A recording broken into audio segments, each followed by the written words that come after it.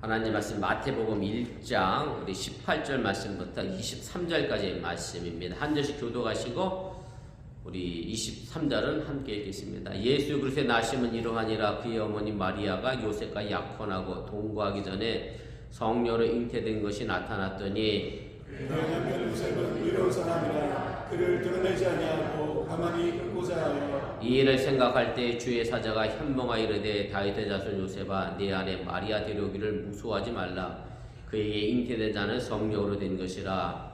아들을 낳으니 이름을 예수라 하라. 이는 그가 자기 백성을 그들의 죄에서 구원할 자이시니라 하니라. 이 모든 일이 된 것은 주께서 선지자로 하신 말씀을 이루려 하심이니 이르시되 보라 처녀가 잉태하여 아들을 낳을 것이요 그의 이름은 임마누엘이라 하리라 하셨으니 이를 번역한즉 하나님이 우리와 함께 계시다 함이라. 아멘. 예, 오늘은 우리 구세주이신 예수님께서 태어나신 날을 축하하는 그런 날입니다. 구세주라고 하는 말은 말 그대로 세상을 구원하는 주인이다 라는 그런 뜻입니다. 우리가 일반적으로 세상을 구원하는 정도의 사람이라고 하면 대단한 힘을 가질 뿐이라 생각을 하게 되는데, 그러나 놀랍게도 성경은 그 구세주가 세상에서 가장 연약한 아기로 태어났다고 보도하고 있고, 그 태어난 장소도 초라하고 더러운 말 구유에서 태어났다라고 보도를 하고 있습니다. 일반적으로 사람들은 우리를 구원할 예수님은 우리와는 거리가 좀 먼, 다시 말씀드리면 뭔가 더 특별한 모습으로 우리와 다를 것이라 그렇게 생각을 하게 되는데, 결코 그렇지 않고 우리와 똑같은 모습으로 이 땅에 태어나셨다는 말씀입니다. 여러분 혹시 여러분의 백일 사진을 보신 적이 있는지 모르겠습니다만은 미국에서 자란 아이들은 백일 사진 찍기도 어렵고 또 그런 풍습도 없으니까 어려울 텐데, 저는 제 백일 사진을 봤거든요. 제 시대뿐만 아니라 제 위로도 다 마찬가지 거고 저보다 조금 아래 연배도 마찬가지 거고, 백일 사진, 특별히 아들 백일 사진의 모습은 다 뭐죠? 제가 뭐라고 말씀드리지 않아도 다 상상이 되는 그 모습으로 다 백일 사진을 찍습니다. 아주 그래서 백일 사진은 누가 봐도 사실 참 구별하기 어렵습니다. 이게 나인지 아니면 다른 사람인지 구별하기 어려울 정도로 백일 사진은 거의 똑같습니다.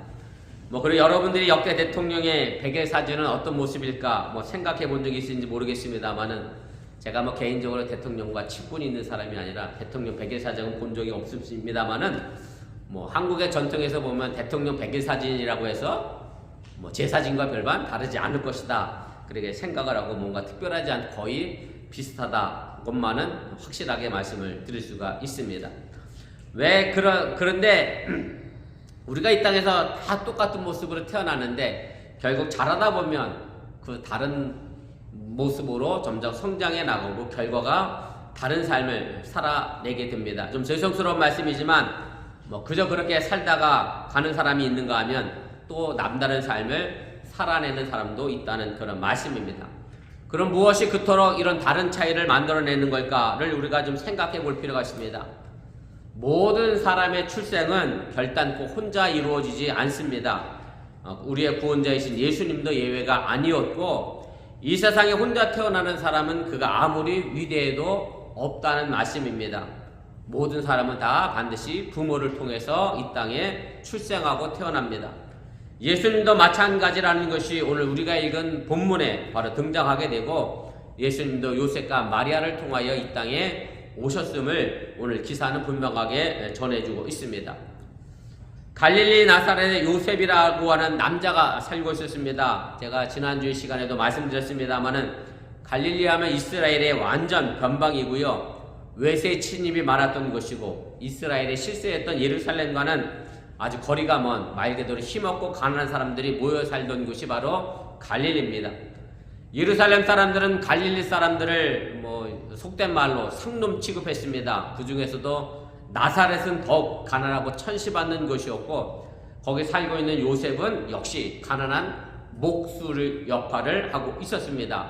그리고 그는 마리아라고 한 처녀와 약혼을 하게 됩니다. 그런데 어느 날 이 약혼녀 마리아가 아이를 가졌다는 소식을 듣게 됐습니다. 말 그대로 맑은 하늘의 날벼락이죠. 청청병력과 같은 소리를 듣게 됩니다. 우리 그리스도인들은 마리아가 결혼하지 않고 아기를 가졌다는 것에 순교를 뜻하는 동정녀 탄생이라는 그런 아름다운 해석을 우리가 하고 또 그렇게 믿고 내려오고 있습니다. 이것이 오랫동안 교회의 전통적인 해석입니다. 아마도 교회는 아기 예수님의 탄생이 성령에 의한 것이라고 하는 오늘 본문 20절의 말씀을 근거해서 동정녀 탄생이라고 하는 그래서 아름다운 해석을 한 것이라 그렇게 우리가 생각을 해 볼 수가 있습니다. 그런데 우리가 이 부분을 지금 시대의 상황이 아니라 예수님이 태어난 2000년 시대의 상황으로 재해석해서 이 상황을 생각해 본다라고 하면 이 동정녀 탄생은 그렇게 쉽게 결정 내릴 수 없는 탄생이었음을 우리가 알게 됩니다. 지금이야 죄송하지만 처녀가 애를 가져도 할 말이 많은 세상이고 별 문제도 되지도 않고 요즘 하도 애들도 안 나니까 제가 지난주 기사에 봤더니 한국은 5명 중에 한 분이 노인이시라고 점점 노령화 사회가 돼가는 안타까운 그런 사회가 됐는데 젊은 친구들이 아이를 안 낳으니 이제 그렇고 그러다 보니 요즘은 결혼 전에 임신이라도 하면 아주 가장 좋은 혼수를 해갖고 왔다라고 이야기할 정도로 그렇게 이야기합니다만은 2000년 당시에 처녀가 아이를 가졌다라고 하는 것은 분명 불결하고 부끄럽고 더 나아가서 아주 위험한 그런 일이었습니다.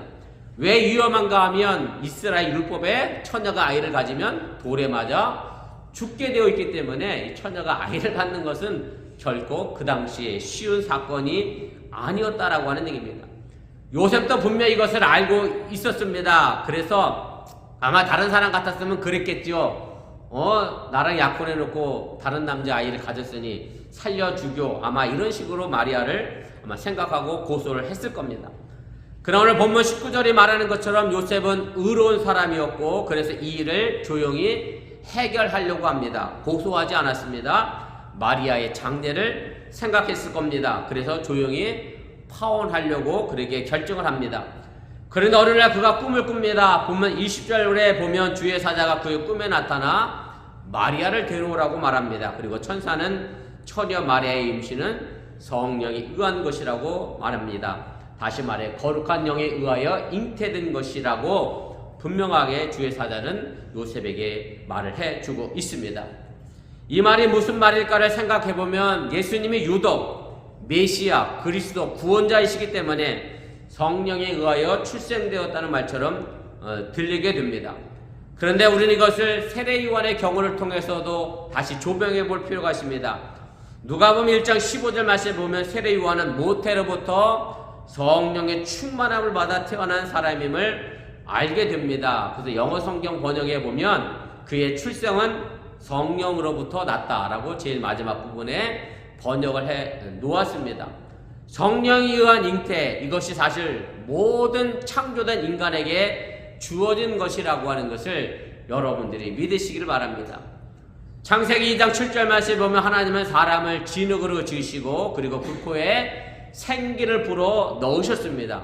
그때 생기라고 하는 말은 히브리어로 누샤마라는 단어를 사용하는데 이 단어의 의미는 성령, 하나님의 영이라는 단어와 동일한 단어입니다. 그래서 태초부터 모든 사람은 성령, 하나님의 영으로 지음을 받았다는 것이 성경의 말씀입니다. 그래서 사람을 생령, 살아있는 영이라고 창세기는 우리에게 알려주고 있습니다. 그래서 이 땅에 태어나는 모든 출생은 그것이 어떤 출생이든 간에 모두가 다 거룩한 출생이고 귀하게 여겨야 한다고 하는 사실을 여러분들이 기억하시기를 바랍니다. 꿈에서 주의 사자는 요셉에게 아들을 낳을 것인데 그 이름을 예수라고 지으라고 말합니다. 예수라고 하는 말은 구약 성경에 보면 히브리어로 여호수아서가 있는데 그 여호수아라고 하는 뜻과 같은 이름입니다. 여호와는 구원이시다라고 하는 뜻을 가지고 있는 것이 여호수아 예수라는 이름의 뜻입니다. 그래서 주의 사자는 본문 21절에서 그렇게 얘기합니다. 그가 자기 백성을 그들의 죄에서 구원할 자라 그렇게 말합니다. 이것이 바로 요셉이 꾼 꿈입니다. 그런데 이런 꿈은 요셉만 꾸는 것은 결단코 아닙니다. 아이가 태어나기 전에 꾸는 꿈을 가지고 우리는 흔히 태몽이다 그렇게 이야기합니다. 물론 꾸는 사람도 있고 꾸지 않는 사람도 있습니다. 때로는 내가 안 꾸면 다른 사람이 이 꿈을 대신 꾸어주는 경우도 있으면 보게 됩니다. 요셉은 이 꿈을 꾸지 않았다라고 하면 어떻게 생각해보면 이 땅에 예수님의 탄생은 존재하지 않을 수도 있었을 겁니다. 요셉이 이 꿈을 꾸었기 때문에 마리아를 데리고 와서 예수님의 탄생을 하도록 인도했기 때문에 그렇습니다. 이 한 아버지 요셉의 꿈이 결국 이 아기 예수를 장차 구원자 예수로 이루었다는 그런 말씀입니다. 요셉의 꿈을 꿈으로 해서 이 아기 예수님을 세상을 구원할 어른이 되게 됩니다. 한 아버지의 꿈이 위대한 구원자 예수 그리스도를 이 땅에 태어나게 했다는 그런 말씀입니다. 여러분들도 자녀를 낳으면서 아마 이런 꿈을 다 꾸었을 겁니다. 저도 우리 아들 딸이 천재인 줄 알았습니다. 애가 태어나자마자 막 말도 하고 이래서 여러분들 다 그렇게 키웠잖아요. 우리 아들 딸이 다 천재인 줄 알고 이 자녀를 통해서 하나님 뭔가 이루시겠지, 뭔가 큰 꿈이 있겠지 하고 다 꿈을 꾸고 그렇게 자녀를 양육합니다. 아이를 낳고도 한 번도 이런 꿈을 꾸지 않으셨다라고 하면 지금이라도 여러분들이 이런 꿈을 꾸시고 그렇게 자녀를 위하여 기도하시고 그렇게 또한 양육해 나가시기를 주님의 이름으로 축원을 드립니다.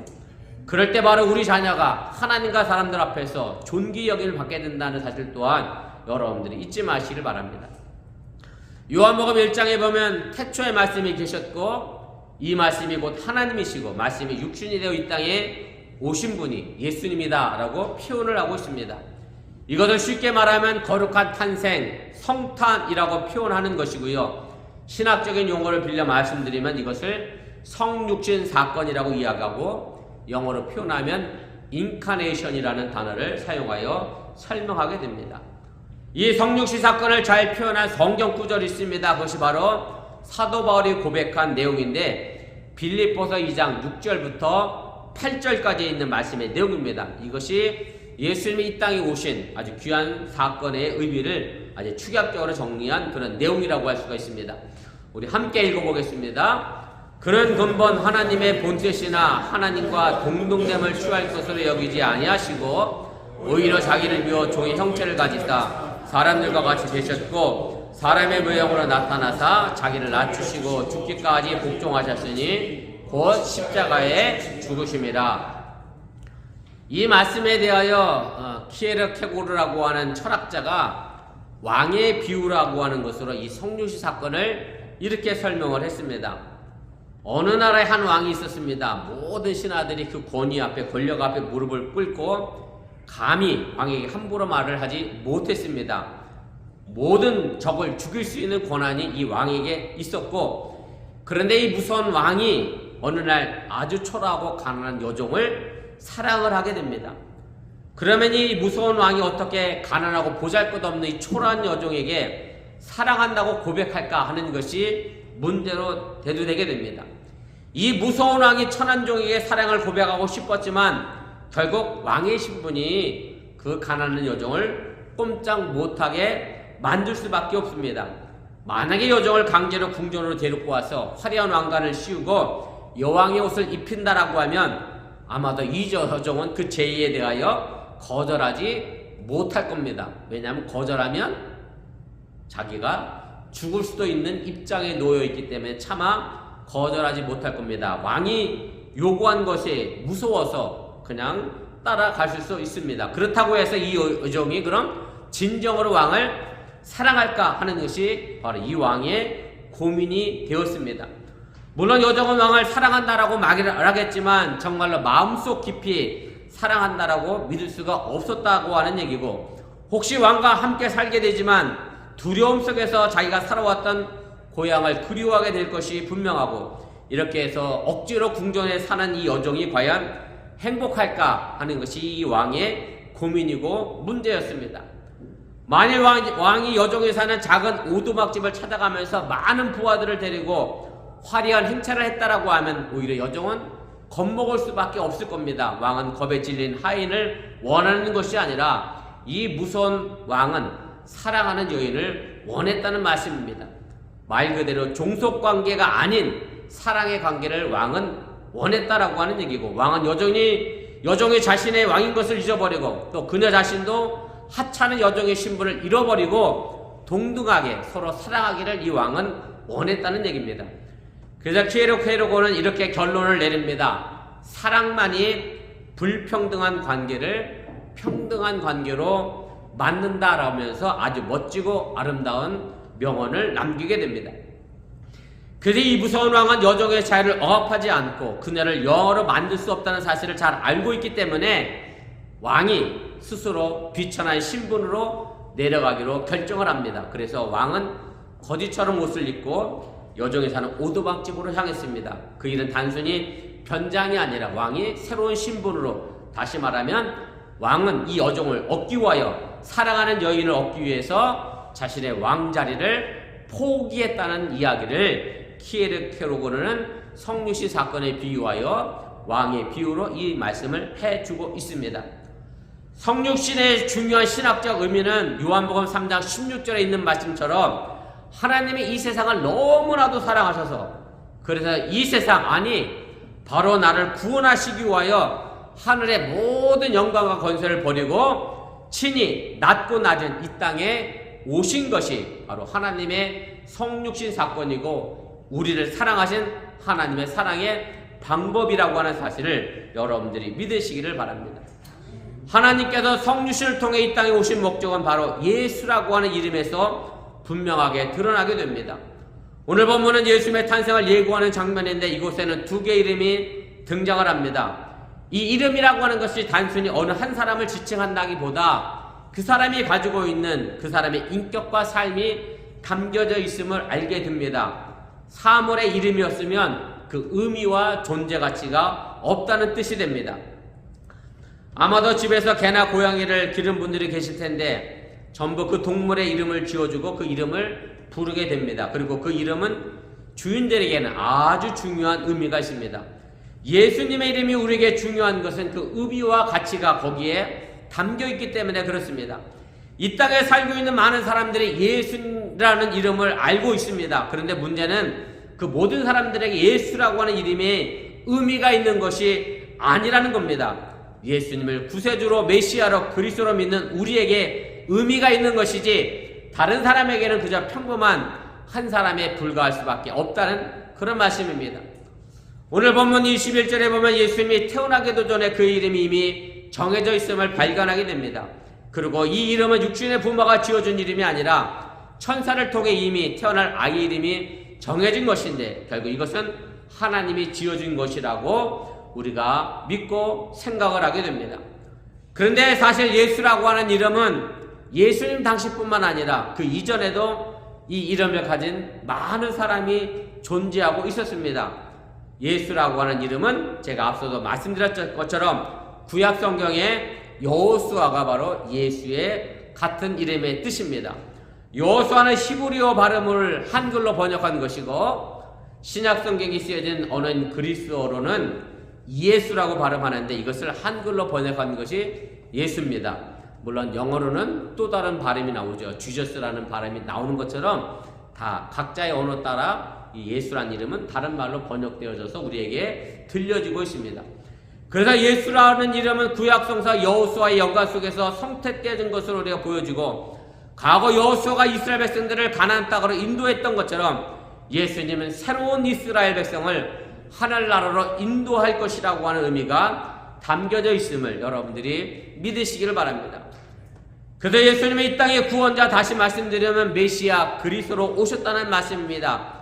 그런데 우리가 중요하게 짚고 넘어갈 것이 있습니다. 그것이 무엇인가 하면 예수님이 우리의 구원자가 되신다라고 하면 그 구원은 과연 어디로부터의 구원을 말하고 있느냐라고 하는 겁니다. 이것이 바로 예수님의 이름의 핵심이고 목적임을 여러분들이 기억하시기를 바랍니다. 오늘 본문 21절에 보면 분명하게 우리의 죄에서 우리를 구원할 자다 그렇게 선언하고 있음을 믿으시기를 바랍니다. 사실 지금의 전 세계는 여러 가지 문제로 복잡합니다. 전쟁도 있고 여전히 오늘 아침 뉴스를 보니 이스라엘이 베들레헴에 성탄의 불을 밝히지 못한 지 2년이 넘었다. 여전히 가자와의 하마스와의 전쟁을 치르고 있고 우크라이나도 여전히 전쟁하고 있고 기후의 변화 문제로 가뭄도 있고 홍수도 있고 질병과 빈곤의 문제도 있고 여러 가지 문제가 우리를 괴롭히고 있는데 그런데 예수님은 이런 문제에서 우리를 구원할 구주가 아니고 우리 죄에서 구원할 구주라고 말씀하고 있다는 사실입니다. 사실 이것이 바로 근본적인 문제입니다. 이 근본적인 문제가 해결되면 그 이후에 많은 세계적인 복잡한 문제는 해결될 텐데 사람들이 이 근본적인 죄의 문제에서 결코 자유롭지 않다 보니까 수많은 문제들이 이 땅에 펼쳐지고 나타나고 있다고 하는 사실을 여러분들이 깨달으시기를 바랍니다. 겨울이 되면 많은 사람들이 감기에 걸립니다. 감기에 걸리면 약을 먹습니다. 콧물이 나면 콧물약을 먹고, 기침이 나면 기침약을 먹고, 열이 나면 해열제를 먹습니다. 그런데 여러분들도 아시는 것처럼 근본적으로 감기 바이러스를 잡는 약은 없습니다. 그 증상을 완화시켜주는 약을 먹을 뿐이지 감기 바이러스를 죽이는 약은 이 땅에 존재하지 않습니다. 그래서 그냥 우스갯소리로 이런 얘기 하잖아요. 감기 걸려서 약 먹으면 일주일이면 낫고 약을 안 먹으면 7일이면 낫는다. 뭐 먹으나 안 먹으나 감기는 똑같이 일주일 간다. 이것이 정설입니다. 이 땅에서 발생하는 많은 문제들의 근본적인 문제는 바로 인간의 죄로부터 출발하고 있기 때문에 죄의 문제가 가장 중요한 구원의 문제임에도 불구하고 사람들은 자신의 죄의 문제는 돌아보지도 않으면서 세상의 전쟁의 문제, 빈곤과 기후의 문제, 여러 가지 질병의 문제를 논하고 따지고 있다는 사실을 여러분들이 기억하시기를 바랍니다. 사도행전 2장 21절에 보면 누구든지 주의 이름을 부르는 자는 구원을 얻으리라 그렇게 말씀합니다. 예수님의 이름을 부른다라고 하는 것은 예수를 믿고 나의 구원자라고 고백하는 부름임을 의미합니다. 그러면 죄인이지만 주님께서 우리를 의롭다 인정해 주시는 의인이 되어짐을 여러분들이 믿으시기를 바랍니다. 그리고 이 구원은 예수 그리스도의 십자가의 희생을 통한 죄의 용서임을 또한 믿으시기를 바랍니다. 유대인들은 지금도 메시아를 기다립니다. 그리스도가 이 땅에 아직 오지 않았다 생각합니다.